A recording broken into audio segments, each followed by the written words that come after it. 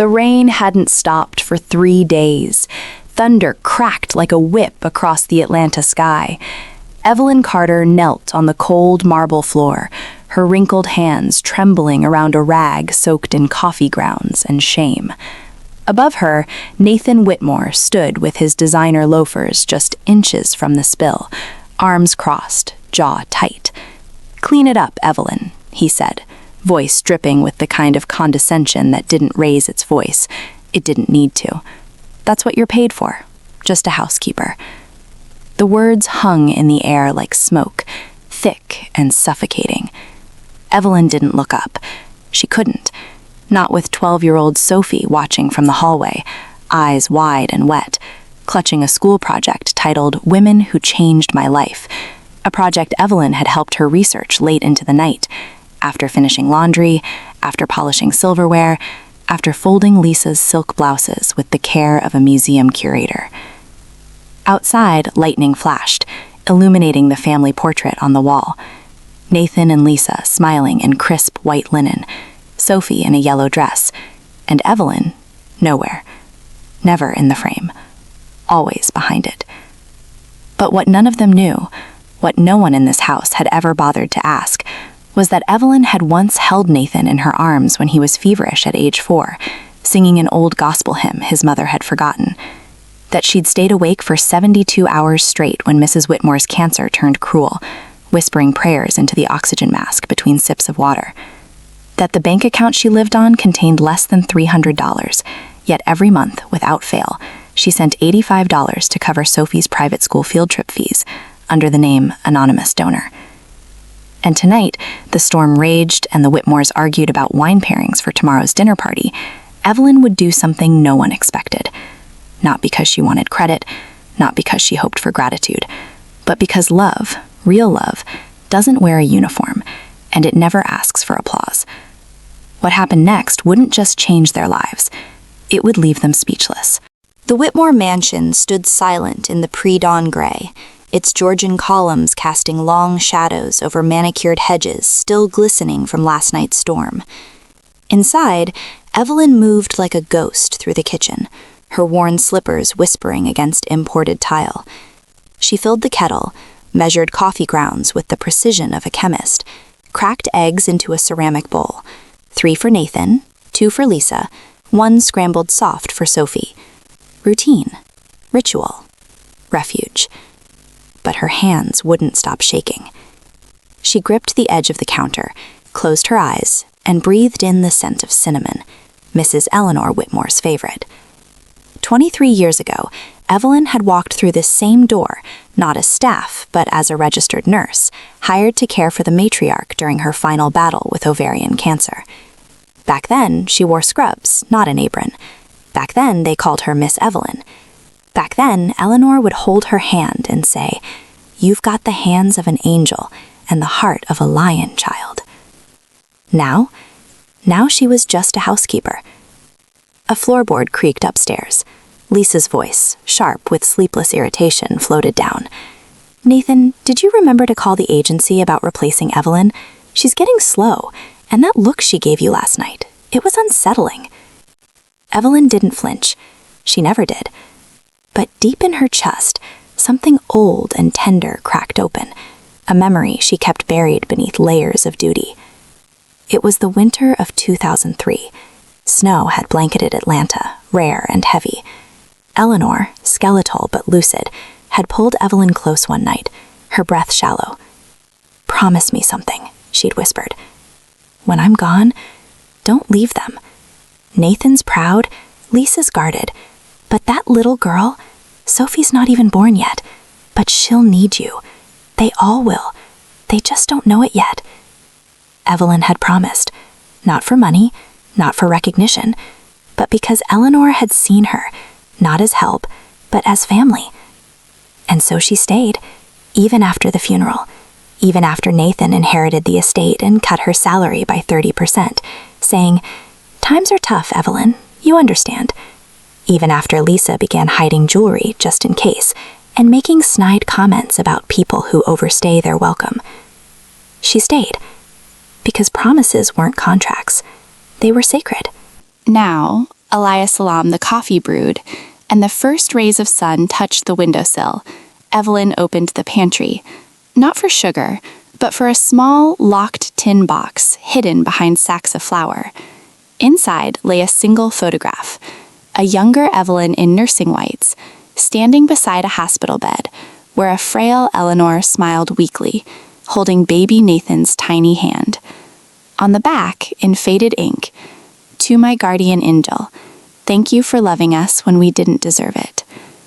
Evelyn traced the words with her thumb, then tucked the photo back. She wiped her eyes quickly, just once, and turned toward the dining room, tray in hand. Breakfast awaited, and the Whitmores would never know that the woman serving their eggs had once held their family together when it was falling apart. But soon, very soon, they would remember. The Whitmore breakfast table gleamed under the morning sun, polished to a mirror shine by Evelyn's hands before dawn. Crystal glasses, monogrammed napkins, silverware arranged at precise 45-degree angles. Everything perfect, everything in place. Everything except the people. Nathan scrolled through emails on his phone, jaw clenched. Lisa sipped her matcha latte with 2 fingers, eyes fixed on her tablet, reviewing blueprints for a luxury condo downtown. Sophie sat quietly, pushing scrambled eggs around her plate, her gaze drifting toward the kitchen doorway every few seconds. Evelyn stood just beyond the archway, tray empty now, watching them like a sentinel. She'd been doing this for 17 years, since Nathan was a junior associate and Lisa still wore her hair in messy buns. Back then, they'd invite her to sit. "Just for 5 minutes, Evelyn," Eleanor would insist. "You've earned it."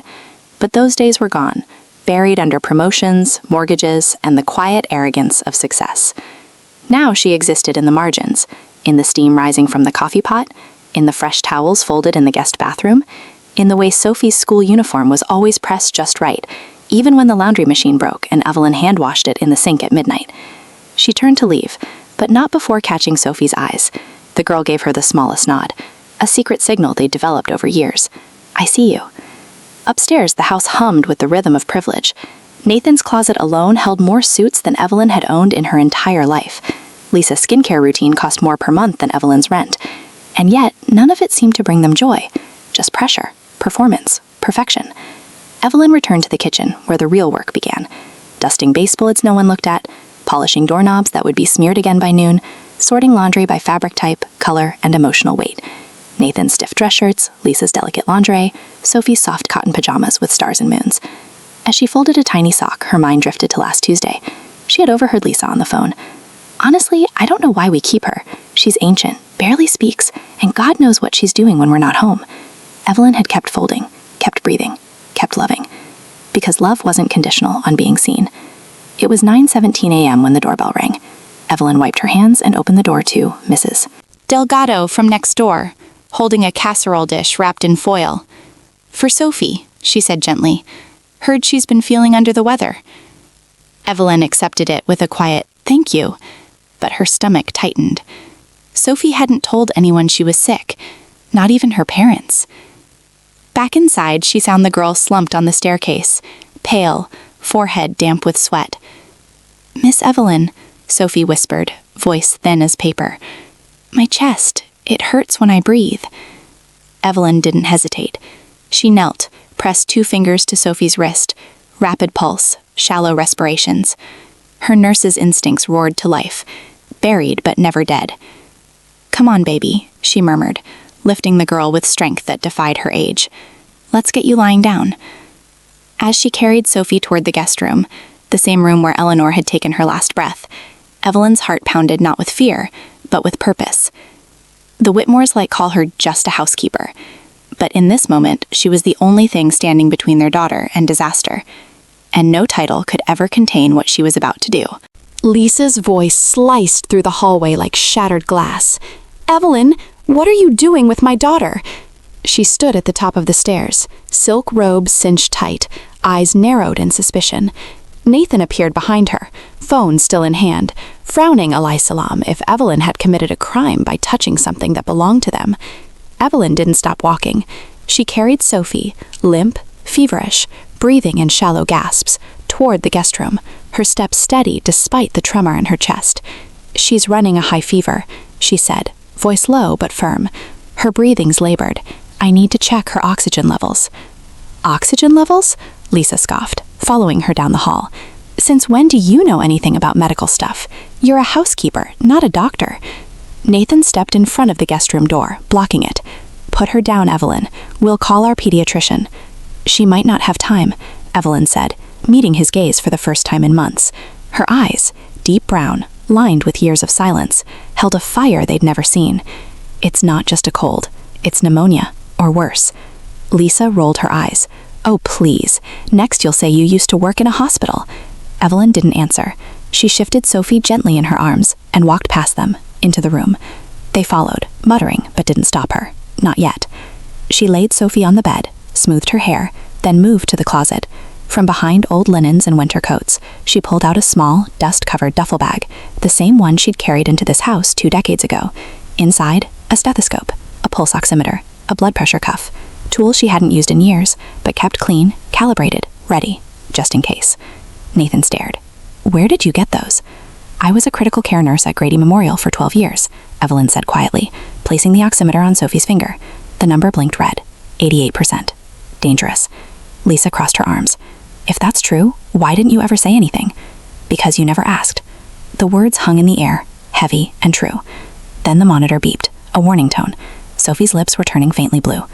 Evelyn moved fast. She propped the girl up, tilted her chin, checked her airway. Call 911. I already did, Sophie whispered weakly, holding up her smartwatch. It called automatically when my heart rate spiked. Relief flickered, briefly. But Atlanta EMS was backed up. The storm last night had caused accidents all over the city. Estimated arrival, 45 minutes. 45 minutes Sophie didn't have. Evelyn turned to the Whitmores, her voice calm but urgent. There's an oxygen tank in the garage. Your mother kept it for emergencies. It's still good. I checked it last month. Nathan blinked. You checked it? I maintain everything in this house, she said. Even what you forget exists. Without another word, she walked out, heading for the garage. Lisa looked at Nathan, shaken. Do you think she's right? He didn't answer. But for the first time in years, doubt flickered in his eyes. Not about Evelyn's competence, but about everything he thought he knew about her. Downstairs, Evelyn unlocked the storage cabinet, lifted the green oxygen tank with both hands, and wheeled it toward the house. Rain began to fall again outside, soft, steady, like the world itself was holding its breath. Upstairs, Sophie's breathing grew shallower, and the woman they called just a housekeeper was the only one who knew how to bring her back. The oxygen tank hissed. Evelyn connected the regulator, her movements swift, practiced, muscle memory from 1,000 nights in ICU hallways, where lives hung on seconds. She adjusted the flow to 2 liters per minute, slipped the nasal cannula gently into Sophie's nostrils, and watched the girl's chest rise with slightly less effort. But it wasn't enough. Evelyn's eyes scanned the room, the same room where Eleanor Whitmore had taken her last breath, surrounded by lilies and whispered regrets. Now history threatened to repeat itself. But this time the life slipping away belonged to a child who still believed in fairy tales and left thank you notes under Evelyn's door. She turned to Nathan and Lisa, who stood frozen in the doorway like spectators at a tragedy they hadn't bought tickets for. I need warm blankets, she said, and honey, not the fancy kind, the raw kind from the pantry shelf behind the oatmeal, and a bowl of hot water. Lisa opened her mouth to protest. Why, honey, what are you even doing? But Nathan cut her off. Just do it. For the first time, he listened. While Lisa hurried downstairs, Evelyn knelt beside the bed, took Sophie's small hand in hers, and began to hum, a low, steady gospel tune, the same one she'd sung to Nathan when he was 4 and burning with scarlet fever. Back then, he'd clung to her nightgown, calling her Miss Evie. Now his daughter did the same. You're going to be okay, baby, Evelyn whispered. Just breathe with me. In and out, like we practiced. Sophie's eyelids fluttered. You taught me that last summer. Yes, I did. Because last summer, while Nathan and Lisa were at a conference in Aspen, Evelyn had stayed up with Sophie through 3 nights of asthma attacks, teaching her breathing techniques between episodes of Anne of Green Gables. She never mentioned it, never expected thanks. Lisa returned with the honey and blankets. Evelyn mixed a spoonful in warm water, added a pinch of cinnamon, another old remedy, and held the cup to Sophie's lips. Sip slow.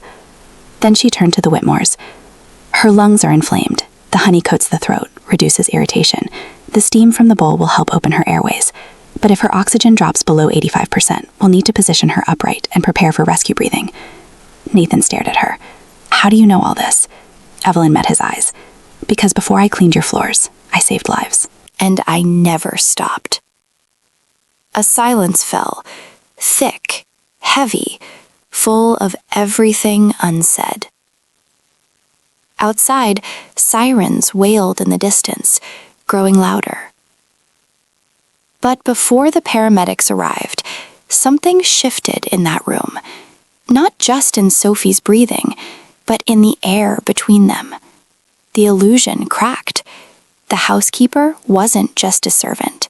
She was a guardian, a healer, a woman who had loved their family in silence for decades, even when they forgot their name.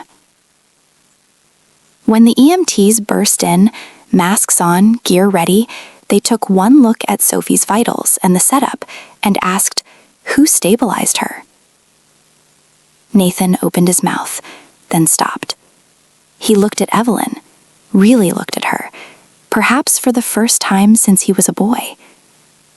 That's Evelyn, he said softly. She took care of my mother, and now she just saved my daughter. The lead paramedic nodded.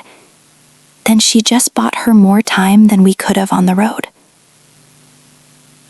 As they loaded Sophie onto the stretcher, Lisa reached out, not to Evelyn's shoulder, but to her hand. Her grip was tentative, trembling. Thank you, she whispered. Evelyn didn't reply. She simply nodded, then turned to gather Sophie's favorite stuffed rabbit from the pillow.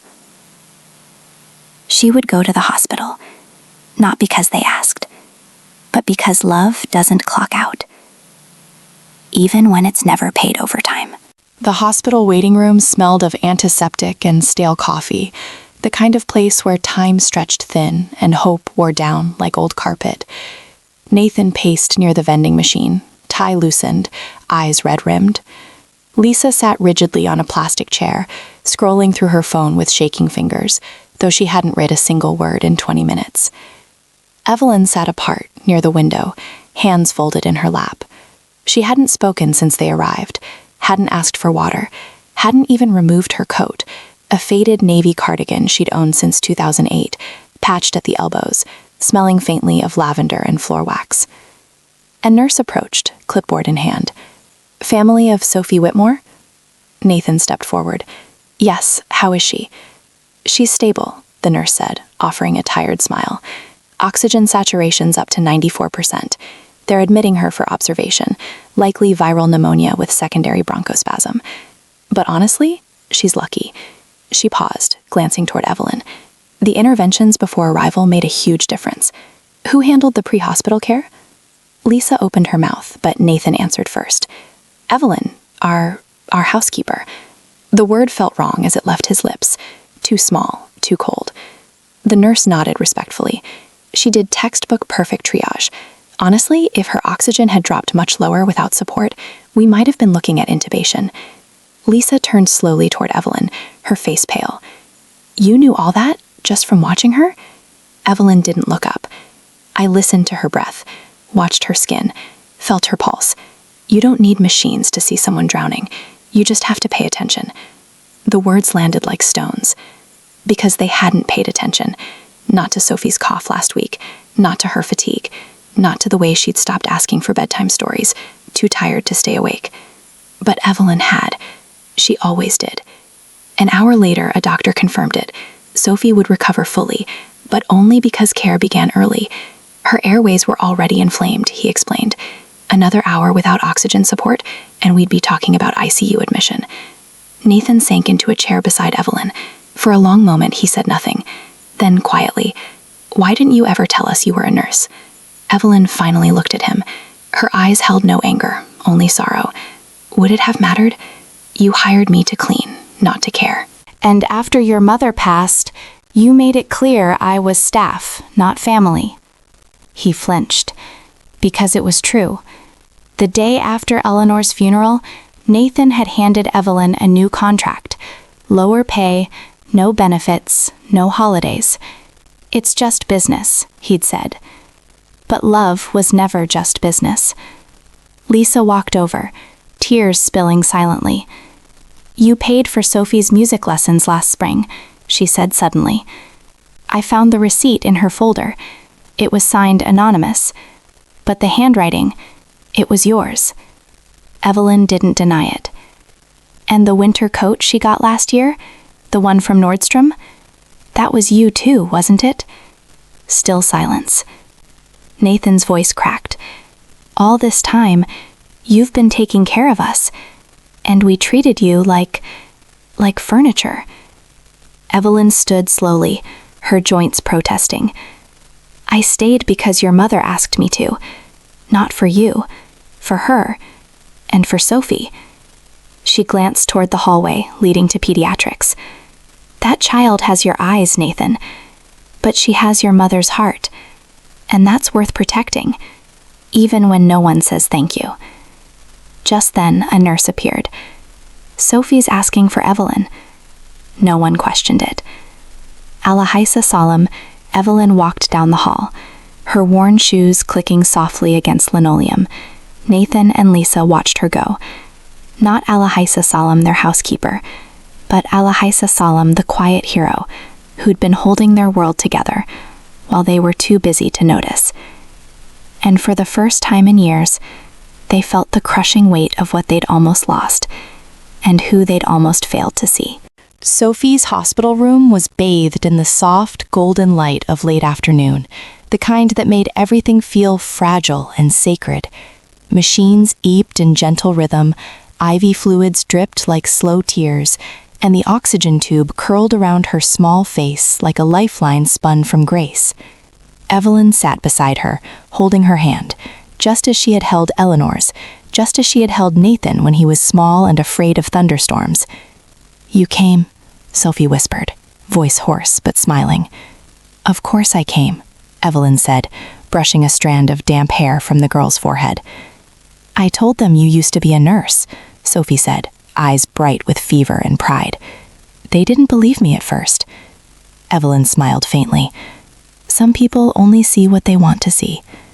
"But I see you," Sophie said, squeezing her hand. "Always." A silence settled between them, warm and familiar. Outside, rain began again, soft taps against the window, like the house back home missing its quiet caretaker. Then Sophie's expression turned serious. "Mama asked me something strange today." "What's that?" "She asked why you never got married again after your husband died." Evelyn's breath caught. She looked down at her hands, the knuckles swollen from years of scrubbing, the wedding band long buried in a drawer, too painful to wear but too precious to throw away. "I did love someone else," she said softly, so quietly the machines almost drowned it out. "After James passed, there was a doctor at Grady. Kind eyes, played piano on Sundays. He asked me to marry him twice." Sophie's eyes widened. "Then why didn't you?" Evelyn hesitated. The truth was heavy, but this child had earned it. "Because I promised your grandmother I'd stay," she said. "And by then, you were born, and I couldn't imagine leaving you to grow up in a house full of people who forgot how to love slowly."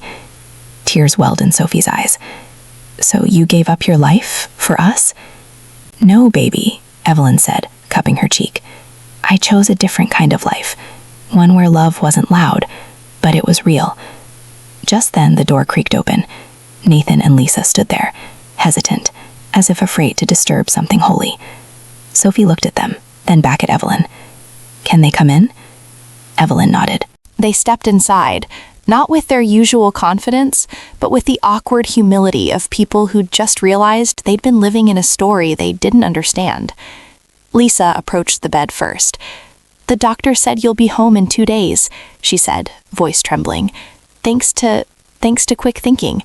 She glanced at Evelyn, then added, "To your quick thinking." Nathan cleared his throat. We spoke to the hospital administrator. They confirmed your credentials. You were head nurse in the pediatric ICU. You trained half the staff here." Evelyn didn't respond. There was no pride in her silence, only the quiet dignity of someone who'd never needed validation. Then Sophie reached under her pillow and pulled out a folded piece of paper. "I started my project again," she said, handing it to Evelyn. Evelyn unfolded it. At the top, in careful cursive, it read, "Women Who Changed My Life." Beneath it, a single name, Evelyn Carter. Below that, in smaller letters, "She doesn't wear a cape. She wears an apron, but she's the bravest person I know." Evelyn's vision blurred. She pressed the paper to her chest, unable to speak. Nathan stepped forward, his voice thick. "We don't deserve you." "No one deserves love," Evelyn said softly. "It's given anyway." And in that moment, the rain fell outside, and the heart monitor sang its steady song. The Whitmores finally understood.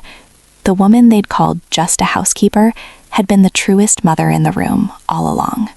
2 days later, Sophie came home wrapped in a soft blue blanket, her cheeks still pale, but her eyes bright with the quiet joy of someone who'd brushed against the edge of something dark and been pulled back by love. The Whitmore house, usually echoing with the clatter of ambition and the hum of disconnection, now felt hushed, reverent, as if the walls themselves were holding their breath. Evelyn had returned that morning before sunrise, not because she was summoned, but because the laundry needed folding, the fridge needed restocking, and Sophie's favorite chamomile tea had to steep at exactly 190 degrees, no hotter, no cooler. Routine was her language of care, and she spoke it fluently. But everything had changed. Nathan met her at the door, not with a nod or a mumbled instruction, but with a thermos in hand. "I made you coffee," he said, voice rough with unspoken emotion. "Black, 1 sugar, like you take it." Evelyn paused, then accepted it. Their fingers brushed, neither pulled away quickly. Inside, Lisa was rearranging the kitchen cabinets, something she'd never done before. "I found your honey stash behind the oatmeal," she said without looking up, "and the ginger tea, and the lavender oil."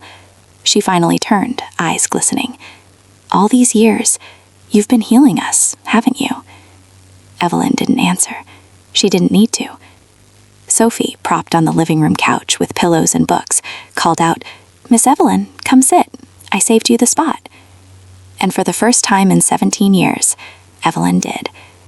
She sat beside Sophie, not on the edge of the chair like a guest, but fully, comfortably, as if she belonged.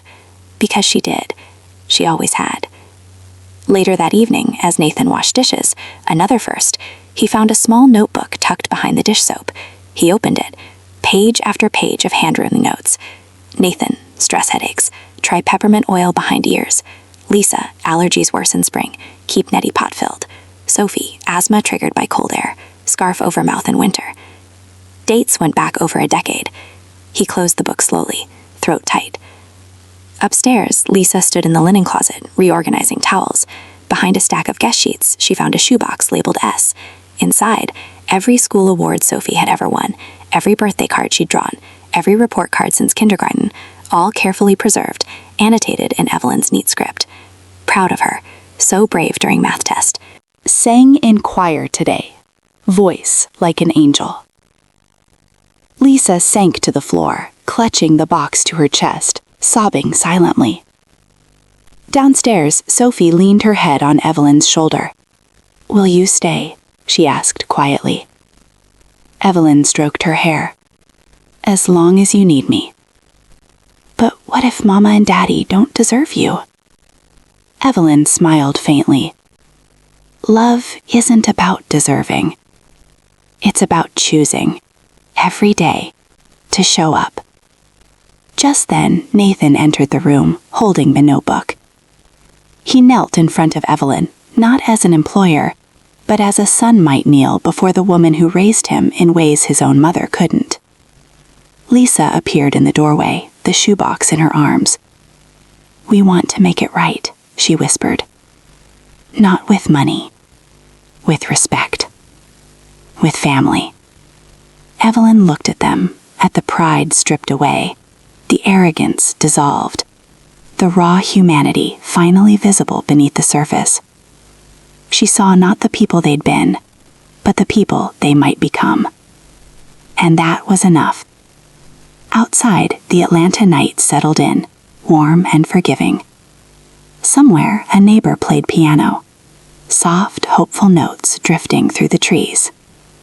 Inside, for the first time in years, the Whitmore house didn't just contain a family. It finally felt like one. The next morning, Evelyn woke before dawn, not out of habit, but because her body remembered the rhythm of service, even when her heart no longer had to obey it. She lay still for a moment in her small room above the garage, listening to the quiet hum of the house. No clattering heels, no impatient calls for coffee, just silence, soft, expectant, like the world was waiting to see what kindness would do next. She rose slowly, wrapped her robe around her, and stepped outside. The backyard was bathed in pale pink light, dew clinging to the magnolia leaves like tiny promises. And there, on the patio table, sat a single place setting: 2 cups, 2 plates, a vase with fresh gardenias. Nathan and Lisa were already there, standing awkwardly as if they weren't sure how to exist in her presence without giving orders. "Good morning," Lisa said, voice tentative.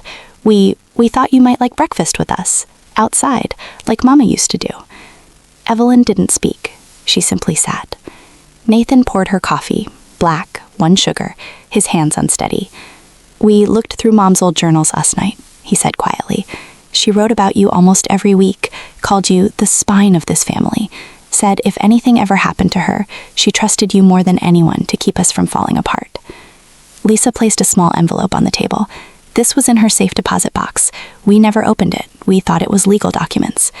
Evelyn picked it up. Her name was written in Eleanor's looping cursive. Inside was a letter, dated 3 weeks before she died. "My dearest Evelyn, if you're reading this, I'm gone, and you're still here, which means you kept your promise. Thank you, not just for staying, but for loving them when they were unlovable. Nathan will be proud, Lisa distant, but they'll need you more than they know.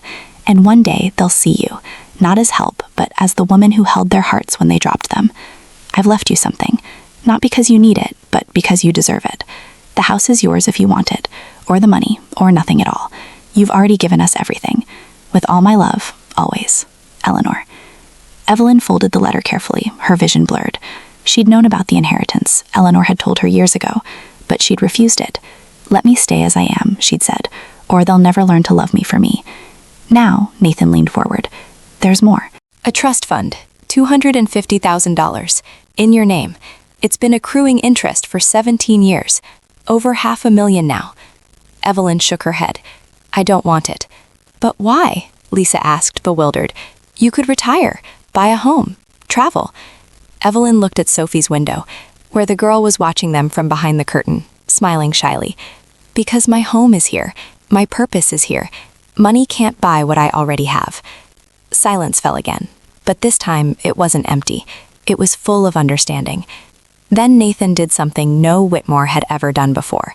He reached across the table and took Evelyn's hand, rough from years of work, veins raised like rivers of sacrifice, and held it gently. "Then let us give you something else," he said. "A seat at this table. Not Eliasan's staff. Eliasan family. Eliasan and Evelyn."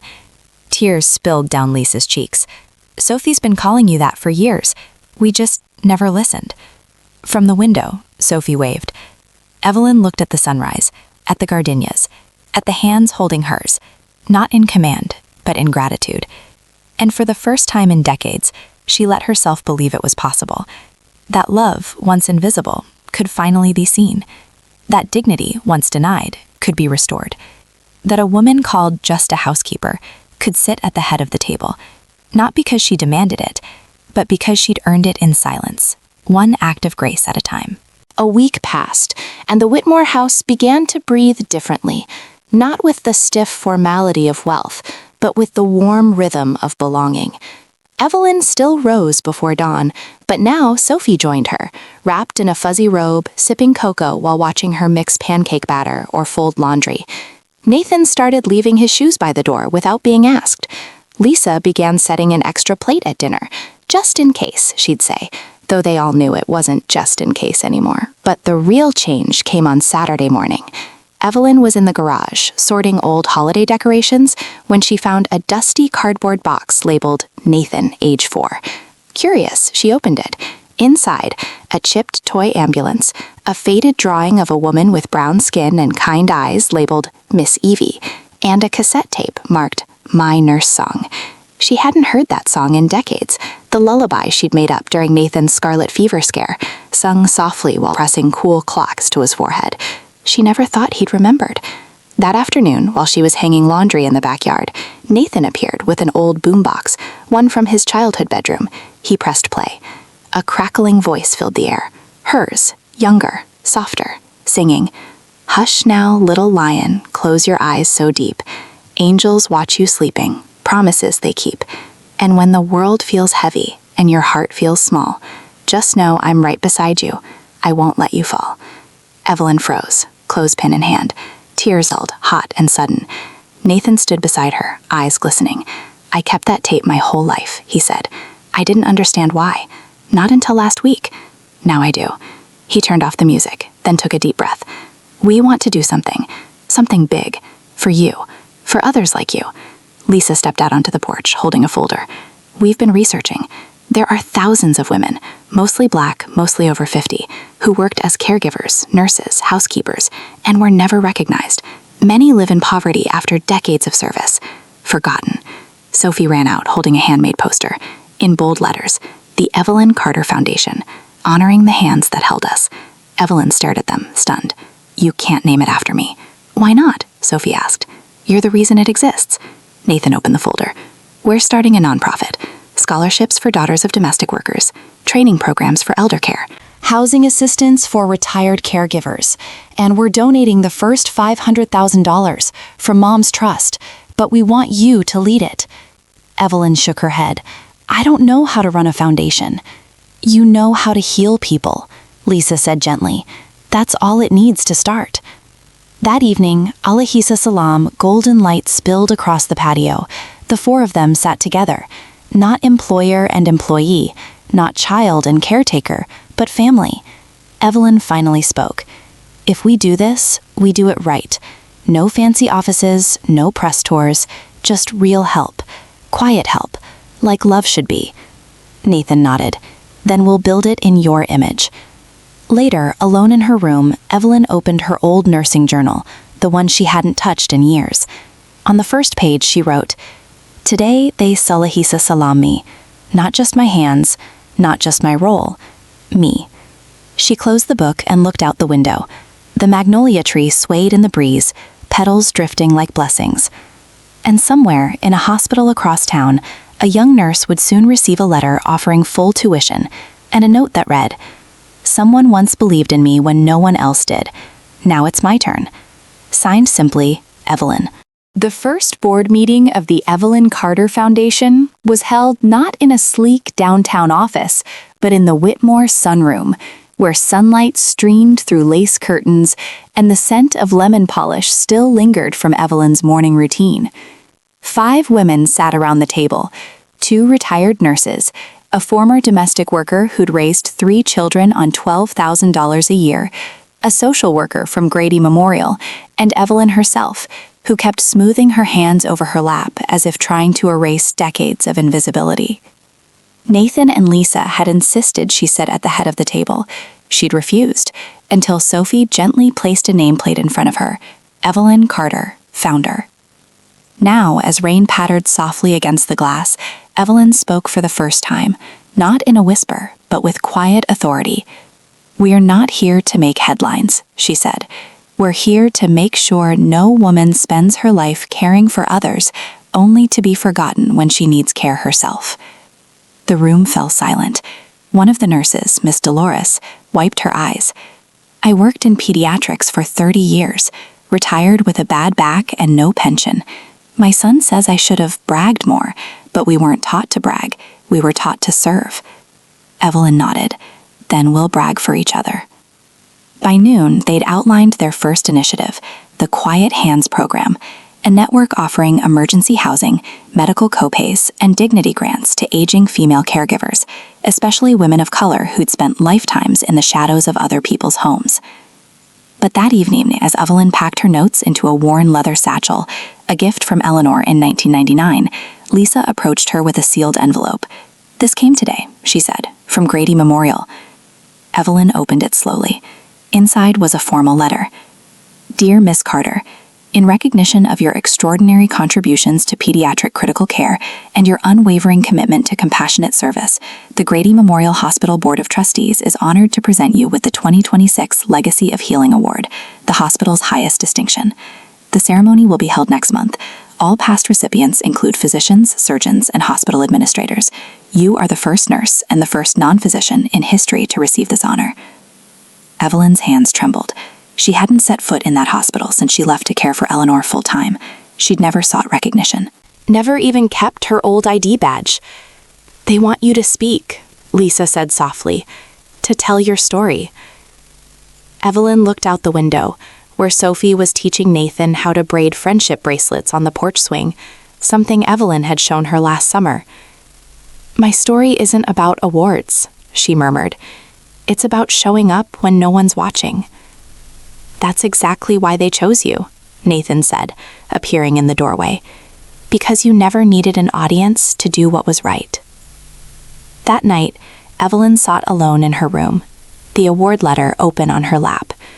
She thought of all the nights she'd stayed awake with feverish children, hers by duty, not blood, of the birthdays she'd missed to cover shifts, of the thank you cards she'd saved in a shoebox, rereading them on hard days. She picked up her pen and wrote a single sentence on the back of the letter. "If you honor me, honor every woman who loved in silence." And for the first time, she didn't fold it away. She pinned it to her mirror, where she'd see it every morning. Not a reminder of glory, but a promise that from now on, the world would see the quiet hands that held it together. The morning of the Grady Memorial ceremony dawned clear and crisp, the kind of Atlanta spring day that felt like a second chance. Evelyn stood in front of her small closet, staring at the only dress she owned that wasn't for cleaning, navy blue, modest, bought for Eleanor's funeral 17 years ago. She'd worn it twice since, once for Sophie's baptism, once when Nathan graduated law school. Both times she'd stood in the back, unnoticed. Today would be different. A soft knock came at her door. "Miss Evelyn?" Sophie's voice, muffled but bright. "Can I come in?" "Of course, baby." Sophie entered holding a garment bag. "Mama and I got you something." She unzipped it carefully. Inside hung a deep burgundy dress, elegant, timeless, with subtle gold threading along the collar, like sunlight catching on quiet strength. Beneath it, a pair of low-heeled shoes and a simple pearl necklace. "We didn't want to assume," Lisa said from the doorway, holding a box of tissues like a shield. "But we thought you should wear something that says, 'I belong here.'" Evelyn touched the fabric. It was soft, expensive, unfamiliar. "I can't accept this," she whispered. "You already have," Nathan said, stepping in behind Lisa. "It's not a gift. It's a correction. For every time we made you feel small." Sophie held up a small mirror. "Try it on, please?" Evelyn hesitated, then nodded. 20 minutes later, she emerged. The dress fit Elias Salam if it had been waiting for her all her life. The color brought out the warmth in her eyes, the grace in her posture. She looked like what she'd always been, a woman of dignity, of depth, of quiet power. Lisa burst into tears. "You look like yourself." At the hospital, the auditorium buzzed with doctors in white coats, administrators in tailored suits, donors in designer gowns. Cameras flashed, reporters scribbled notes. When Evelyn walked in, escorted by Nathan, Lisa, and Sophie, the room fell silent. Not out of pity, out of reverence. The president of the board, Dr. Helen Cho, stepped to the podium. For decades, our institutions celebrated those who led from the front. But today, we honor someone who led from the heart, from the bedside, the night shift, the forgotten corners where real healing happens. She turned to Evelyn. Miss Carter didn't just treat patients. She cared for them. She remembered their favorite songs, their fears, the names of their stuffed animals. She stayed when others left. And when she walked away from this hospital to care for a dying friend, she didn't stop being a healer. She just changed rooms. Applause rose, slow at first, then thunderous. Then came the moment no one expected. From the back of the room, a woman in a wheelchair rolled forward, frail, silver-haired, eyes sharp with memory. "Evelyn?" she called, voice trembling. Evelyn froze. "Mrs. Langston?" The woman smiled per tears. "You held my son's hand when he died of leukemia in 2001. You sang to him. You told me it was okay to cry. I never forgot you." Others stood, former patients, parents, even a grown man in a firefighter's uniform. "You taught me how to breathe during chemo," he said. "You brought me comic books when I was 7. One by one, they came forward, not to thank her, but to bear witness. And in that sea of faces, Evelyn finally understood. She had never been invisible. She had been unforgettable. When it was her turn to speak, she didn't walk to the podium. She stood where she was, near her family, and said only this: "I didn't do anything special. I just loved people while they were still here to feel it. If that's legacy, then every caregiver in this city is a legend." Then she turned, took Sophie's hand, and walked out, not as a housekeeper, not as a nurse, but as Evelyn Carter, the woman who proved that the deepest impact is often made in silence, and the loudest applause is the one that finally says, "We see you." The weeks after the ceremony unfolded like a slow unfurling of grace. News outlets picked up the story. Former housekeeper honored by Grady Memorial. But Evelyn refused every interview. "Let the work speak," she told Nathan when CNN called. "Not me." But the work was already speaking. Letters began arriving at the Whitmore house, hundreds of them, from women in Birmingham who'd cleaned houses for 50 years and never had health insurance, from a retired nurse in Savannah who'd raised 4 kids alone after her husband left, from a young single mother in Detroit who wrote, "I'm working nights as a home aide so my daughter can go to college. If your foundation helps people like me, maybe I won't have to choose between rent and her textbooks." Evelyn read every one and answered each with a handwritten note. One afternoon, while sorting mail at the kitchen table, she came across an envelope with no return address, just a faded postmark from rural Georgia. Inside was a black and white photograph, a young black woman in 1950s nurse's uniform, standing beside a white family on a porch. On the back, in shaky script, "My mama. She cared for them 40 years, died with $37 in her pocket. They didn't come to her funeral. Please, remember women like her too." Evelyn stared at the photo until her vision blurred. Then she walked to the sunroom where Lisa was reviewing grant applications. "We need to expand," she said quietly. "Not just help living caregivers. Honor the ones who are gone. Create a memorial, a digital archive, so their names aren't lost." Lisa looked up, eyes wide. "You mean a national registry? A place where daughters can upload stories, where employers can finally say thank you, even if it's too late." Evelyn placed the photo on the table. Love shouldn't expire when someone dies. That night, over dinner, Sophie made an announcement. "I'm changing my college plans," she said, pushing peas around her plate. "I don't want to be a lawyer anymore." Nathan set down his fork. "What do you want to be?" "A social worker, or maybe run the foundation someday." She looked at Evelyn. "I want to help people see what I saw, that kindness isn't weakness, it's strength." Lisa reached across the table and took Evelyn's hand. "We've been thinking about the guest house." Evelyn frowned. "The one above the garage?" Nathan nodded. "We're renovating it, not as staff quarters, as your home. With a proper kitchen, a garden view, a study for your foundation work. You'll still live here, but not because you have to, because you choose to." Evelyn opened her mouth to protest, but Sophie cut in. "And we're adding a plaque by the front gate. It'll say, 'This home is held together by love and Evelyn Carter.'"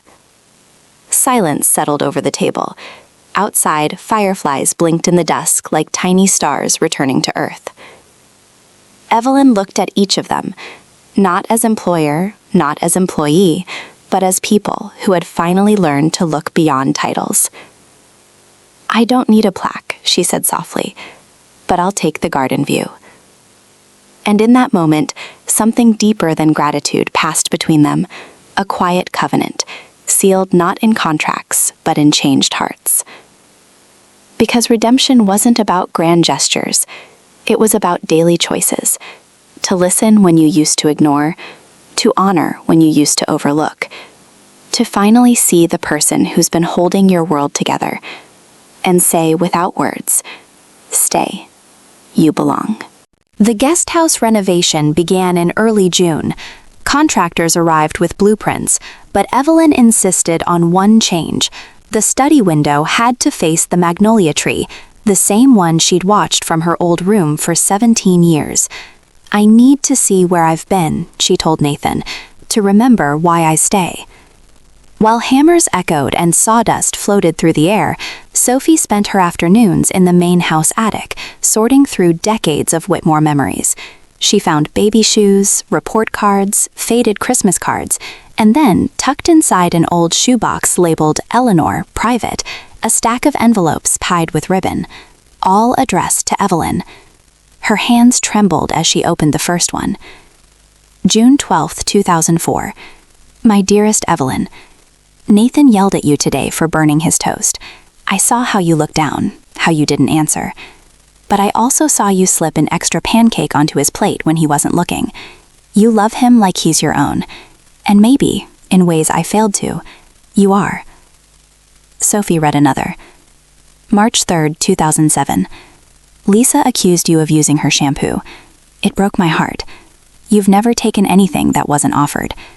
But you still washed her silk blouses by hand last night because you knew she had a big presentation. How do you love people who don't see you? Tears spilled onto the yellowed paper. There were dozens, chronicling every slight, every quiet act of grace, every time Evelyn chose love over pride.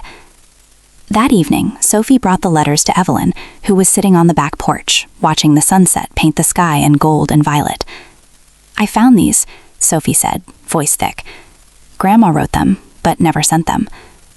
Evelyn took the bundle slowly, her fingers tracing the familiar handwriting. She didn't open them. She didn't need to. She saw me, Evelyn whispered. All along. Then why didn't she say something? Asked Sophie. Because some truths are too heavy to speak out loud, Evelyn said. Especially when the people who need to hear them aren't ready to listen. She stood, walked to the edge of the porch, and looked toward the street, where, years ago, she'd waited for the bus after long shifts, invisible to the world passing by. But now? Sophie pressed. Evelyn turned, eyes glistening. Now they're listening. The next morning, Evelyn did something she'd never done before. She walked into the main house, not through the service entrance, but through the front door. She went straight to the dining room, where Nathan and Lisa were having coffee, and placed the unopened letters on the table. These are yours, she said. Not to read, to keep, so you never forget what it looks like to love without being seen. Lisa reached for them, tears already falling. We're so sorry. Evelyn shook her head. Don't be sorry. Be better. And as she walked back toward the guest house, her home, soon to be finished, she passed the front gate, where workers were installing the new plaque. She paused, reading the words carved in bronze. This home is held together by love, and Evelyn Carter. For the first time, she didn't look away. She let herself be seen. And in that moment, the woman once called just a housekeeper finally stood in the full light of her worth, not because the world gave it to her, but because she'd never lost it, even when no one else could see it. The official opening of the Evelyn Carter Foundation headquarters was held on a warm September afternoon in downtown Atlanta, not in a gleaming high-rise, but in a restored 1920s brownstone once used as a community clinic. The building now bore a simple bronze plaque above the door, for the hands that held us when no one else would. Inside, sunlight streamed through tall windows onto walls lined with photographs, hundreds of them, not of donors or executives, but of women, Black, Latina, Asian, white, maids, nannies, home health aides, retired nurses, each with a name, a story, a date. A living archive of invisible labor, finally made visible. Evelyn stood near the entrance, wearing the burgundy dress from the Grady ceremony, watching her former caregivers arrived, some in wheelchairs, some leaning on canes, many holding hands with the children they'd raised. One woman, Miss Ida Hamobile, hugged Evelyn and whispered, "My granddaughter got her first college acceptance letter last week. Said she's studying nursing because of you." But the real surprise came when a sleek black car pulled up to the curb. Out stepped an elderly man in a tailored suit, leaning on a silver-handled cane. Heads turned, cameras clicked. Nathan approached, stunned. "Mr. Harrington, what are you doing here?" Charles Harrington, the reclusive billionaire who'd built half of Atlanta's skyline, nodded toward Evelyn. "I heard this foundation helps women who gave everything and asked for nothing." He walked slowly toward her, eyes sharp beneath bushy brows. "My mother's housekeeper, Rosa, raised me after my parents died in a plane crash. She worked for us 43 years, died in a studio apartment. I never thanked her, never even visited her grave." He reached into his coat and handed Evelyn a check. $1 million, and every year after that another, but on one condition. Evelyn braced herself. "That you never let anyone forget her name," he said, voice cracking. "Or yours." The room fell silent. Then someone began to clap. Then another.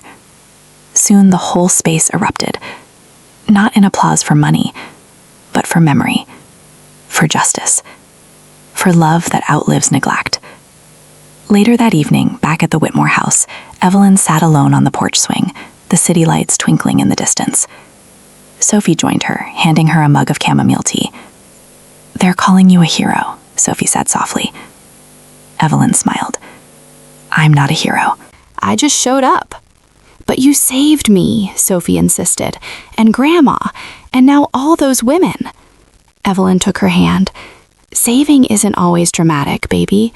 Sometimes it's just staying when everyone else leaves, loving when it's easier not to, seeing people when they feel invisible." From inside, piano music floated through the open window, Nathan playing the lullaby Evelyn had sung to him Alayhi Salam, a child, now taught to Sophie. Evelyn closed her eyes, listening. She thought of all the mornings she'd woken before dawn, unseen, all the nights she'd cried in silence, unheard, all the love she'd given without expectation. And now, in this quiet moment, surrounded by people who finally saw her, not for what she did, but for who she was, she felt something she hadn't allowed herself in decades. Peace. Not because she'd been honored, but because she'd been known. And as the music swelled and the stars blinked awake above Atlanta, Evelyn Carter, once called just a housekeeper, finally let herself believe that the quietest lives can echo the loudest, that dignity doesn't need a title, and that sometimes the greatest redemption isn't being lifted up, but being seen exactly as you are. Winter came early that year, dusting Atlanta in a rare, delicate snow that clung to the magnolia branches like lace. Evelyn stood at the window of her new study, her home, watching the flakes fall, a steaming cup of tea warming her hands. The foundation was thriving. 37 women had received housing grants, 12 daughters were in college on full scholarships, and the digital archive now held over 2,000 stories from across the country. But today, she wasn't thinking about numbers. Today, she was thinking about James, her husband, gone 23 years this December. She'd kept his photo in a drawer all these years, not out of grief, but out of guilt. Because after he died, she had buried herself in work, in service, in silence, afraid that if she stopped moving, the loneliness would swallow her whole. A soft knock interrupted her thoughts. "Come in," she said. Sophie entered, cheeks pink from the cold, holding a small wrapped box tied with red ribbon. "Merry Christmas Eve," she said, placing it on her desk. "I made it myself." Evelyn unwrapped it carefully. Inside was a hand-carved wooden frame. In it, a new photograph. The four of them, Nathan, Lisa, Sophie, and Evelyn, standing together on the front porch, arms around each other, smiling like they belonged. On the back, Sophie had written, "Family isn't blood. It's who shows up when it matters." Evelyn's breath caught. "You're too good to me, baby." "No," Sophie said, sitting beside her. "You're just finally letting us be good to you." That evening, the Whitmores gathered in the living room for their first real Christmas together. Not Eliza employer and employee, but Eliza family. Nathan lit the fireplace. Lisa strung popcorn and cranberries with Sophie. And Evelyn, for the first time, sat in Eleanor's old armchair, the one she'd always avoided out of respect. As carols played softly from the record player, Lisa handed Evelyn a small envelope. "We didn't want gifts this year," she said. "We wanted to give something that lasts." Inside was a deed to a plot of land in Savannah, 2 acres, shaded by live oaks, near the coast. "We bought it last month," Nathan said, "for the Foundation's first retreat center, a place where retired caregivers can rest, heal, remember. We're calling it the Evelyn House." Evelyn looked up, stunned. "You didn't have to do that." "We know," Lisa said gently, "but we wanted to." For every night you stayed up with us, this is our way of saying, rest now. You've earned it. Later, after hot cocoa and laughter and Sophie's off-key rendition of Silent Night, Evelyn excused herself and walked out onto the porch. The snow had stopped. The world was still. She reached into her pocket and pulled out James's photo, the one she'd kept hidden for over 2 decades. She traced his face with her thumb, then whispered, "I think I'm okay now, my love. I found a family again. And they found me." From the doorway, Sophie watched silently, tears in her eyes. Inside, Nathan turned to Lisa. "Do you think she'll ever stop feeling like she doesn't deserve this?" Lisa shook her head. "Maybe not. But we'll keep showing her until she believes it." And alayhi salam, the moon rose over the snow-dusted garden. Evelyn Carter, wife, nurse, housekeeper, healer, mother in every way that mattered, stood beneath the stars, finally at peace. Not because the world had given her glory, but because, after a lifetime of giving everything, she was finally allowed to receive love in return. Spring returned with a riot of dogwoods and azaleas, but Evelyn barely noticed. She'd been distant lately, quieter than usual, her eyes often fixed on some faraway horizon only she could see. Sophie noticed first. "You're tired," she said one afternoon, finding Evelyn sitting on the garden bench, hands folded in her lap, staring at the magnolia tree. "I'm fine, baby," Evelyn murmured, but her voice lacked its usual warmth. Nathan noticed it too, the way she lingered longer in her study, the way she'd pause mid-sentence as if forgetting where she was. Lisa found her one morning standing in the laundry room, holding a shirt that wasn't hers, tears silently tracking down her cheeks. They didn't press her. They'd learned that lesson well. Love doesn't demand answers, it waits. But one rainy Tuesday, everything changed. Evelyn didn't come down for breakfast. When Sophie knocked on her door, there was no answer. Nathan tried the handle. It was unlocked. Inside, Evelyn sat on the edge of her bed, still in her nightgown, clutching a faded hospital bracelet in her hand. Her breathing was shallow, her skin pale. "Evelyn?" Lisa rushed to her side. "What's wrong?" Evelyn looked up, eyes clouded with something deeper than fatigue. "I've been forgetting things," she whispered.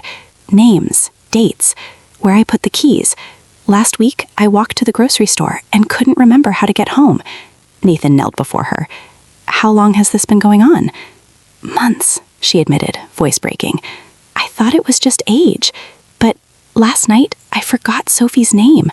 Just for a second. But it scared me." Silence filled the room like floodwater. Lisa took her hand. "We're getting you checked out. Today." At Emory Hospital, the tests were swift, clinical, merciless. Blood work, cognitive assessments, an MRI that hummed like a storm inside a metal cave. 2 days later, the neurologist delivered the diagnosis with gentle gravity: early onset Alzheimer's. "It's progressing slowly," he said, "but it will worsen. She'll need support, consistency, familiar faces." On the drive home, no one spoke. Rain streaked the windows like tears. That night, Evelyn packed a small suitcase. "I can't stay," she told them when they found her by the garage. "I won't be a burden. There's an assisted living facility in Decatur." "No," Nathan cut in, voice firm but tender. "You're not going anywhere. You don't understand," Evelyn trembled. I might forget who you are. I might call Sophie by the wrong name. I might not remember your mother's face. Lisa stepped forward and cupped Evelyn's face in her hands. "Then we'll remind you, every day, Elahi Salam, many times Elahi Salam it takes." Sophie wrapped her arms around Evelyn's waist. "You never left me when I was sick. I'm not leaving you now." Evelyn broke then, great heaving sobs she'd held back for weeks. They held her, Elahi Salam, she cried, right there in the driveway, under the dripping magnolia branches. Later, in the kitchen, Nathan made a call. By morning, architects were drawing plans, not for a new wing, but for a memory care suite attached to the main house. Wide doorways, soft lighting, familiar furniture, photographs on every wall, a garden path lined with rosemary, because Evelyn once told Sophie, "Smell is the last memory to go." And on the door, a new plaque was soon be hung. Evelyn's room, where love remembers what the mind forgets. Because this time, the family she'd quietly held together for decades would hold her, not out of duty, but out of the deepest kind of gratitude, the kind that stays, even when memory fades.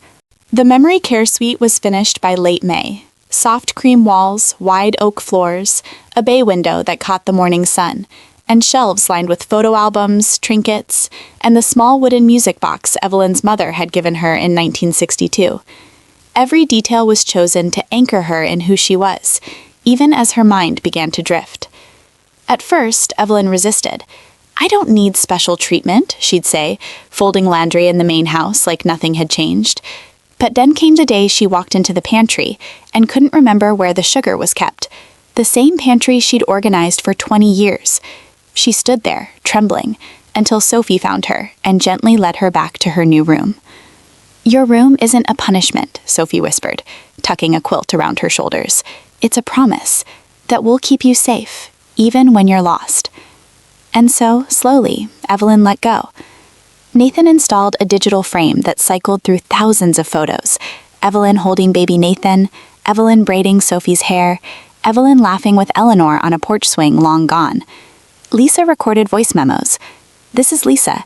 You've been part of our family since before I knew what family really meant." Sophie made a memory jar, filled with notes like, "You taught me how to make pancakes without burning them," and "You sang to me when I was scared of thunder." But the real turning point came on a humid June evening. Evelyn wandered into the garden at dusk, barefoot, wearing her old housekeeping apron over her nightgown. Nathan found her standing beneath the magnolia tree, humming the lullaby she used to sing to him. He didn't correct her, didn't remind her it was 2026, not 1994. He simply sat beside her on the grass and leaned his head on his shoulder, just as he had when he was 4 and afraid of storms. "You're a good boy," Evelyn murmured, stroking his hair. "Don't ever stop being kind." "I won't," he whispered, "because you showed me how." From the porch, Lisa and Sophie watched, tears streaming silently. In that moment, roles reversed completely. The child became the parent, the caregiver became the cared for. And yet, love remained the same. Weeks passed. Some days, Evelyn remembered everything. Others, she called Sophie Eleanor and asked where the baby was. But no one corrected her harshly. They met her where she was. One afternoon, a visitor arrived, Miss Dolores, the retired nurse from the foundation board. She brought a scrapbook filled with letters from women across the country. "Tell Miss Evelyn her work lives on. My granddaughter starts nursing school next fall because of her. We see her. We always will." Evelyn flipped through the pages, her fingers tracing the words. For a moment, clarity flickered in her eyes. Did we help them?" she asked softly. "Yes," Sophie said, kneeling beside her. "More than you know." That night, Evelyn played the music box on her nightstand, the the one that played Amazing Grace. As the melody drifted through the open window, Nathan, Lisa, and Sophie gathered outside her door, listening. They knew the disease would take more. Words, faces, eventually, even love might feel like a stranger to her. But they also knew this. Long after her mind forgot their names, her heart would still recognize their hands. And they would be there, not as employer or employee, not as patient or caretaker, but as family, holding her, just as she had held them, in the quiet, unbreakable language of grace. The first snow of December fell softly over Atlanta, dusting the magnolia branches in white once more. Evelyn sat by her bay window, wrapped in a quilt Sophie had stitched with golden thread, each square embroidered with a memory. Pancakes, lullaby, oxygen tank, Grady Award. Her eyes followed the flakes, distant but calm. She spoke less now. Some days she didn't speak at all, but when she did, her words carried the weight of the white time. That morning she'd woken early and walked, unsteadily but determined, to the main house. Nathan found her in the kitchen, standing before the stove, hand hovering over the burner, as if trying to remember how to light it. He didn't take over. He stood beside her. "You taught me this when I was 10, he said gently. "Remember? Turn the knob, then click the igniter." Evelyn blinked. Then, slowly, she turned the knob. Click. Flame bloomed blue beneath the pot. A faint smile touched her lips. "Coffee," she whispered. "For Eleanor." Nathan's throat tightened. "Yes, ma'am, for Eleanor."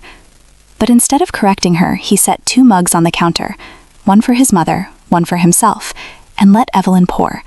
She moved with the ghost of her old precision, hands trembling but purposeful. Later, Lisa found her in the sunroom, tracing the letters on the foundation plaque with her fingertips. "Carter," she murmured. "Evelyn Carter." "That's you," Lisa said, kneeling beside her. "You built something beautiful." Evelyn looked up, eyes clouded but searching. "Did I take care of them?" "You took care of everyone," Lisa whispered, tears falling on Evelyn's wrinkled hands. "And now it's our turn." That afternoon, Sophie brought out the old boombox, the one from Nathan's childhood. She pressed play. The crackling voice filled the room. Evelyn's younger self, singing the lullaby. "Hush now, little lion, close your eyes so deep." Evelyn's breath caught. Her fingers tapped the armrest in rhythm. And then, softly, she began to hum along. Not perfectly, not fully, but enough. Nathan and Lisa froze in the doorway, watching as their daughter held Evelyn's hand and sang the next verse, her voice clear, steady, full of love. When the song ended, Evelyn turned to Sophie, eyes suddenly lucid, as if a veil had lifted for just a moment. "You're my brave girl," she said, cupping Sophie's face. Sophie kissed her palm. "And you're my hero." That night, alayhi salam, the fire crackled, and snow blanketed the garden. The 4 of them sat together in Evelyn's room, not in silence, but in sacred presence. No one spoke much. They didn't need to. The love was in the way Nathan adjusted Evelyn's blanket, the way Lisa held her hand while she dozed, the way Sophie rested her head on her lap like she had since she was small. Outside, the world rushed on, ambitious, loud, forgetful. But here, in this quiet room, time slowed. Because some legacies aren't measured in awards or buildings or bank accounts. They're measured in moments like this. A woman who spent her life loving in silence, finally being loved back. Not for what she could do, but simply because she existed. And alayhi salam, the clock struck midnight, marking the longest night of the year. Evelyn slept peacefully, surrounded not by servants or strangers, but by family who finally learned to see her and never let go. Spring returned with a quiet urgency, if the earth itself knew time was slipping.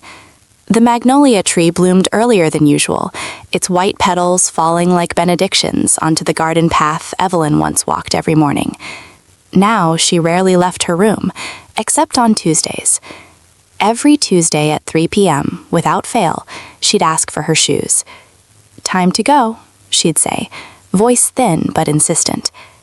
And so Nathan would help her into her favorite cardigan, Lisa would brush her silver hair into a neat bun, and Sophie would wheel her out to the car. They never asked where they were going.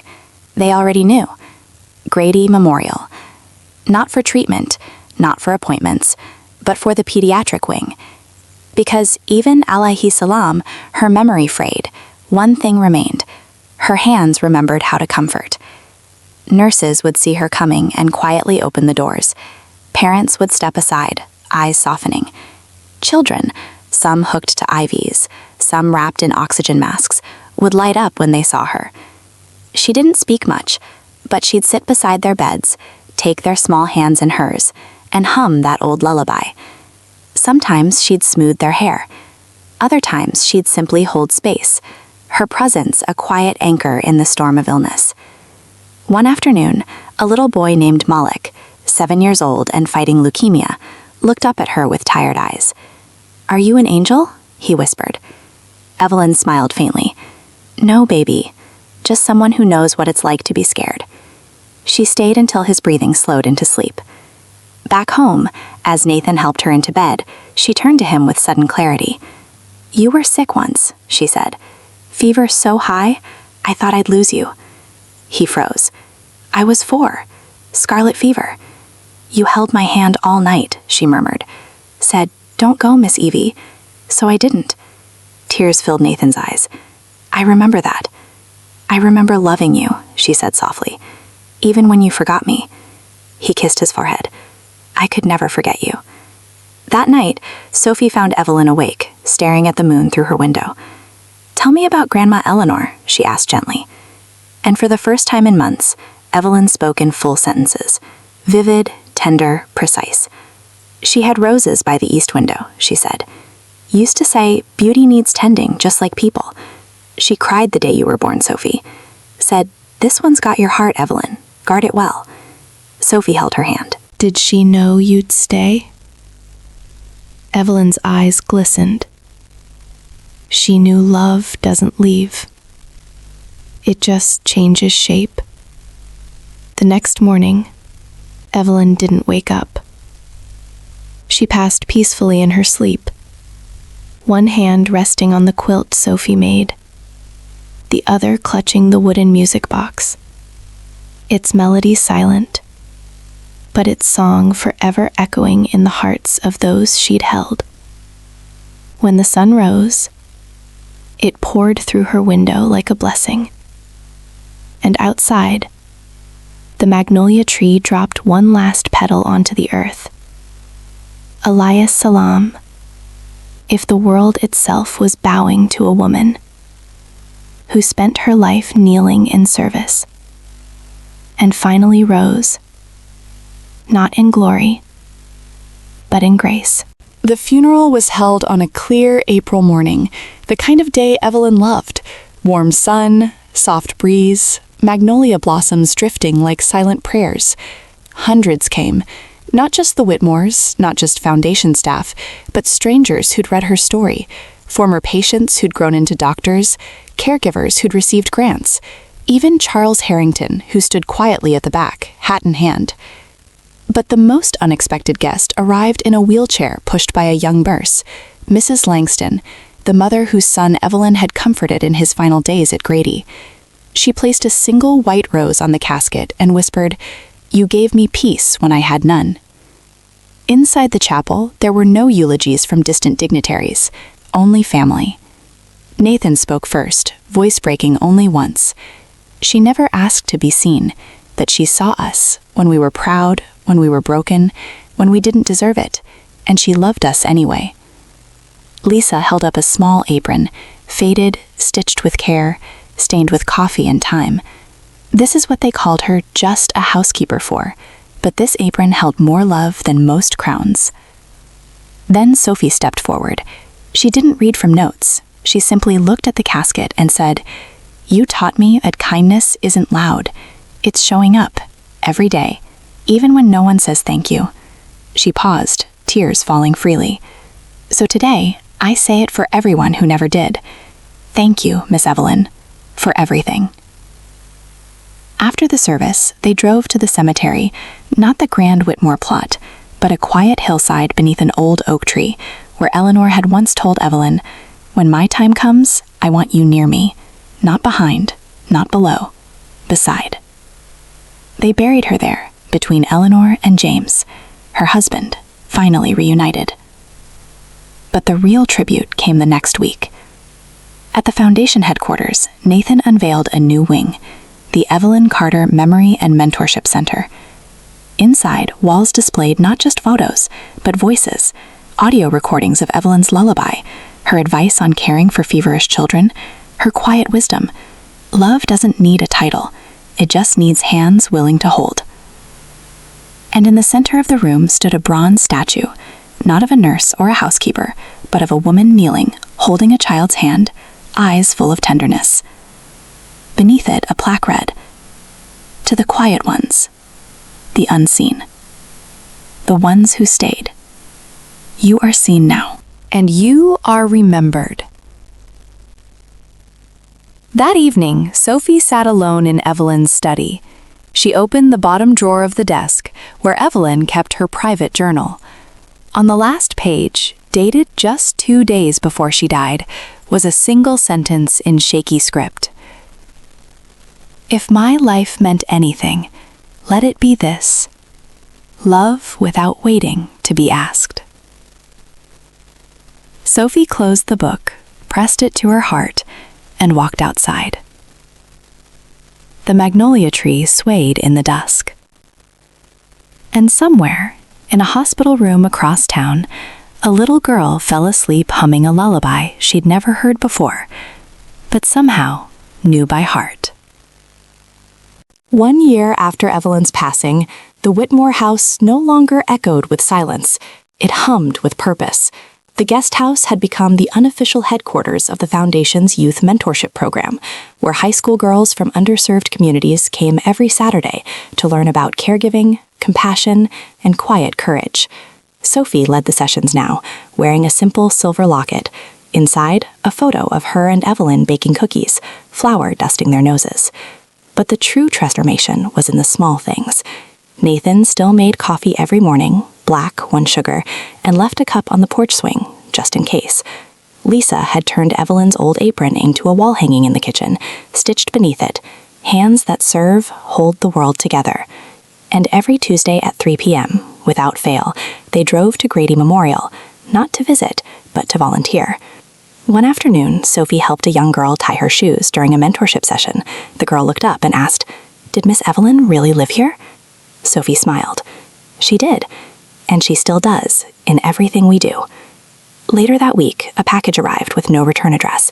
Inside was a worn leather journal, Evelyn's nursing log from Grady, thought lost for decades.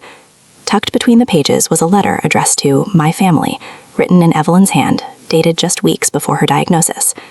"If you're reading this, I'm gone. But don't be sad. My work wasn't in buildings or awards. It was in you. Nathan, you learned to lead with your heart, not your title. Lisa, you learned that strength isn't coldness. It's tenderness with boundaries.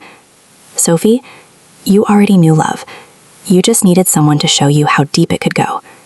Keep the foundation alive, not for my name, but for every woman who gives everything and asks for nothing. And when you miss me, look in the mirror, because what I loved most in you is what you've become. Evelyn." They read it aloud on the porch that night, tears mingling with fireflies. The next morning, Nathan called a press conference, not for publicity, but for legacy. Standing beside Sophie and Lisa, he announced the National Day of Quiet Service, an annual observance honoring domestic workers, home health aides, and unseen caregivers across America. "They don't wear capes," he said, voice steady. They wear uniforms, aprons, scrubs, and they hold our families together while the world looks away. Within days, schools, hospitals, and city councils across the country pledged support. But the most powerful moment came that evening, when a video surfaced online, shot by a nurse at Grady. It showed an elderly patient, confused and agitated, calming instantly when a young aide began humming a familiar tune. The caption read, "She doesn't know my name, but she knows this song. Someone taught it to her long ago. #Quiet Service." The video went viral. Millions watched, millions shared. And in living rooms across America, people looked at the women who'd raised them, the nannies, the housekeepers, the grandmothers who worked double shifts, and finally saw them, not as help, but as heroes. Back in Atlanta, Sophie stood beneath the magnolia tree, Evelyn's locket warm against her skin. She closed her eyes and whispered, "We're keeping your promise." A breeze stirred the branches, and for just a second, she could have sworn she heard a soft, familiar hum, the lullaby returning, not in memory, but in motion. 5 years later, the National Day of Quiet Service had become a federal observance. Schools held essay contests, the unseen hero in my life. Hospitals hosted caregiver appreciation weeks. And every April 12th, Evelyn's birthday, thousands gathered on the steps of state capitals, holding candles and photos of the women who'd raised them in silence. But in Atlanta, the true legacy lived in the everyday. The Evelyn Carter Foundation now operated in 12 states, with retreat centers in Savannah, Chicago, and Los Angeles. Over 3,000 women had received housing, healthcare, or education grants. And the digital archive, Voices of Quiet Love, contained more than 50,000 stories from caregivers across generations and borders. Sophie, now 23, and finishing her master's in social work, stood at the podium during the Foundation's annual gala. She wore the burgundy dress Evelyn had worn to the Grady ceremony, altered to fit, preserved like sacred cloth. "People ask me what Evelyn would think of all this," she said, voice steady but eyes bright. "I think she'd say, 'Don't honor me. Honor the next woman standing in a kitchen at 5 a.m., wondering if anyone sees her.' So tonight, we're launching the 1 Million Hands Initiative, training, supporting, and elevating a new generation of caregivers, especially young women of color." The crowd rose in applause, but Sophie wasn't done. She stepped down from the stage and walked to the back of the room, where an elderly woman sat in a wheelchair, hands folded neatly in her lap. The woman looked up, eyes clouded with age, but sharp with recognition. "Miss Ida," Sophie said softly, kneeling beside her. "You were Evelyn's first grant recipient. You sent your granddaughter to nursing school." Miss Ida nodded, tears spilling. "And now that granddaughter, she just delivered her first baby, named her Evelyn." A hush fell over the room. Sophie took Miss Ida's hand, the same hands that once scrubbed floors for pennies, and kissed it gently. Then the circle continues. Later that night, Nathan and Lisa stood on the balcony of their home, watching the city lights shimmer below. The magnolia tree was in full bloom again. "She'd be proud," Lisa whispered. Nathan nodded. She didn't want monuments. She wanted movement. Inside, Sophie opened Evelyn's old journal to a blank page. She picked up a pen and wrote, "Today, a little girl in Detroit got her first stethoscope." A widow in Houston moved into her own apartment, paid for by a stranger's kindness. And a boy in Atlanta fell asleep humming a lullaby he learned from his nanny, who learned it from a woman named Evelyn. Love doesn't die. It multiplies. She closed the journal and placed it back on the shelf, next to the music box, still wound, still ready. Because somewhere, in 1,000 homes across America, quiet hands were holding someone through the dark. And they were no longer invisible. They were the heartbeat of a nation finally learning to say, "We see you. We thank you. We remember." 10 years after Evelyn Carter's passing, the Whitmore estate no longer belonged to a family of lawyers and architects. It belonged to a movement. The main house had been transformed into the Evelyn Carter National Institute for Caregiver Dignity, a training center where domestic workers, home health aides, and elder companions came from across the country to learn, heal, and be honored. The guest house, Evelyn's final home, was preserved exactly as she left it: quilt on the bed, music box on the nightstand, magnolia view through the bay window. Every April 12th, thousands gathered on the lawn for the candlelight vigil of quiet love. This year, the crowd stretched beyond the gates, spilling onto the street. Caregivers in uniforms, nurses in scrubs, grandmothers holding photos of daughters who'd worked themselves to exhaustion, young girls wearing pins that read, "I am my ancestors' answer." At sunset, Sophie, now Dr. Sophie Whitmore, director of the Institute, stepped onto the porch where Evelyn once watched storms roll in. She held a single candle. "We don't light these candles to mourn," she said, her voice carrying over the hushed crowd. "We light them to witness, to say, your love mattered, your labor mattered, you mattered." Behind her, a screen flickered to life, showing faces from the archive: Rosa from Birmingham, Maria from El Paso, Amina from Minneapolis, Evelyn from Atlanta, each with a name, a story, a legacy. Then a surprise. A live height appeared from the White House Rose Garden. The president stood before a newly unveiled bronze plaque embedded in the walkway, one of 50 installed nationwide, as part of the National Walk of Quiet service. "Invisible no more," the president said, hand resting on the plaque bearing Evelyn's name and the words, "She held us when we were broken. Now we hold her memory with honor." Back in Atlanta, tears flowed freely, but no one wiped them away quickly. They let them fall, like rain on sacred ground. After the vigil, Sophie walked alone to the magnolia tree. Beneath it, a new stone had been placed, simple and smooth. Evelyn Carter, 1947-2026. She called herself just a housekeeper. The world now calls her mother. Sophie knelt and placed a single white rose beside it. Then she opened a locket around her neck, still holding the photo of her and Evelyn, flower on their cheeks, laughter in their eyes. "I kept my promise," she whispered. They see you now. A breeze stirred the branches. Petals drifted down, landing softly on the stone. And in that moment, across the country, in a hospital room in Chicago, a nursing student named Evelyn helped an elderly patient sip water.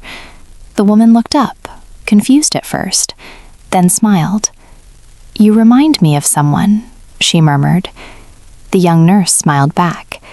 "Maybe I'm who she sent." Because love never dies. It echoes, in lullabies hummed in ICU hallways, in scholarships signed with trembling hands, in the quiet courage of women who show up, even when no one says thank you. And somewhere, in the space between memory and miracle, Evelyn Carter finally rested. Not alayhi salam, just a housekeeper, but alayhi salam, the quiet force, who taught a nation how to see the sacred in service. The final chapter didn't begin with fanfare. It began with silence, the kind that follows a storm, the kind that holds space for everything that came before. It was a crisp April morning, 20 years after Evelyn Carter's passing. The magnolia tree on the Whitmore estate had grown taller, its branches wide and generous, shading a garden now known across the country, alayhi salam, the Grove of Quiet Love, a sanctuary where caregivers came to rest, reflect, and remember. Sophie, now in her early 40s, walked slowly down the path, her hand resting on the shoulder of a young girl beside her, her daughter, Jamesa, named for Evelyn's husband and the quiet strength he represented. "Is this where she lived?" Jamesa asked, eyes wide beneath her curls. "This is where she loved," Sophie said softly. They stopped at the stone beneath the magnolia. Time had softened its edges, but the words remained clear. She called herself just a housekeeper. The world now calls her mother. Jamesa knelt and placed a small drawing on the stone, a woman with kind eyes holding a child's hand, surrounded by hearts and stars. On the back, she'd written, "For Nana Evelyn, I'll be brave like you." From the institute behind them, the sound of voices rose, caregivers from 30 states gathering for the annual Legacy Circle, where they shared stories, received certificates, and lit candles for those who'd gone before. But Sophie didn't join them yet. Instead, she reached into her coat pocket and pulled out a small, worn cassette tape, the original recording of Evelyn's lullaby, preserved all these years. She pressed play on a vintage boombox she'd brought just for this moment. The crackling voice filled the air, soft and sure. Hush now, little lion, close your eyes so deep. Angels watch you sleeping, promises they keep. Jamesa leaned against her mother, listening. And then, without prompting, she began to hum along, just like Sophie had done alayhi salam, a child, just like Evelyn had done for generations. At that moment, a breeze swept through the grove, rustling the magnolia leaves, lifting petals into the air like whispered blessings. Visitors paused, conversation stilled. Even the birds seemed to hush, because everyone felt it. Not a ghost, not a memory, but a presence. The enduring truth that love, real, quiet, relentless love, never fades. It transforms. It multiplies. It becomes soil for new roots, light for new paths, courage for... Later that day, alayhi salam, the sun dipped below the horizon. Sophie stood at the podium one last time. Not alayhi salam delector, but alayhi salam daughter. She announced the Institute's newest initiative, the Evelyn Promise, guaranteeing full education, housing, and health care for every child of a domestic worker in America. But this isn't my legacy, she said, voice steady. It's hers, and yours, and theirs. She looked out at the sea of faces, black, brown, white, young, old, tired, triumphant, and smiled through tears. They once called her just a housekeeper, she said, but she taught us that no one is just anything. We are all whole. We are all worthy. And when we care for one another, not for praise, but because it's right, we change the world. As night fell, candles flickered across the grove, thousands of tiny flames pushing back the dark. And high above, the first star appeared. Somewhere, a child hummed a lullaby. Somewhere, a caregiver held a hand through the night. Somewhere, a woman finally heard the words she'd waited a lifetime to hear. Thank you. We see you. You mattered. And in that quiet, sacred space between earth and sky, Evelyn Carter, housekeeper, nurse, healer, mother, finally rested in full. Not because she was famous, but because she was finally, fully known.